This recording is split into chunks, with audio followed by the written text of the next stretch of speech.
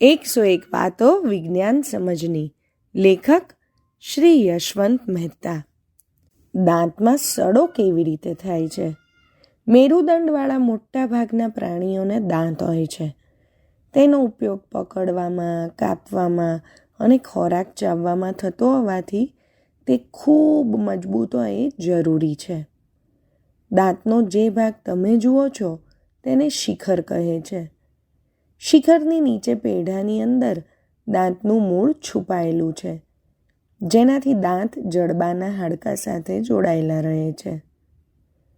તમે જો વધારે પડતી ખાંડ, ચોકલેટ જેવા ગળ્યા પદાર્થો ખાઓ અને દાંતને નિયમિતપણે સાફ ન કરો તો તમારા દાંત સડવા લાગશે.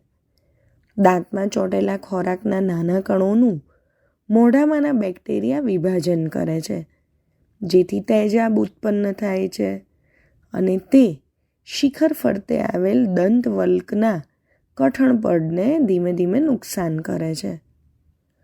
પછી પોચી બનેલ દંત ધાતુનું પડ ખવાતું જાય અને પોલાણ કે કોટર સર્જાય છે. અંતે દાંતનો સડો થાય છે.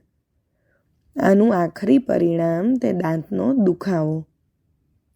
દાંતના સડાને અટકાવવાનો શ્રેષ્ઠ ઉપાય છે વધારે પડતી ખાંડનો ઉપયોગ બંધ કરવો અને દરેક ભોજન બાદ રાત્રે સૂતા પહેલાં કાળજીથી દાંત બ્રશથી સાફ કરવા. ખાસ યાદ રાખજો. આવજો.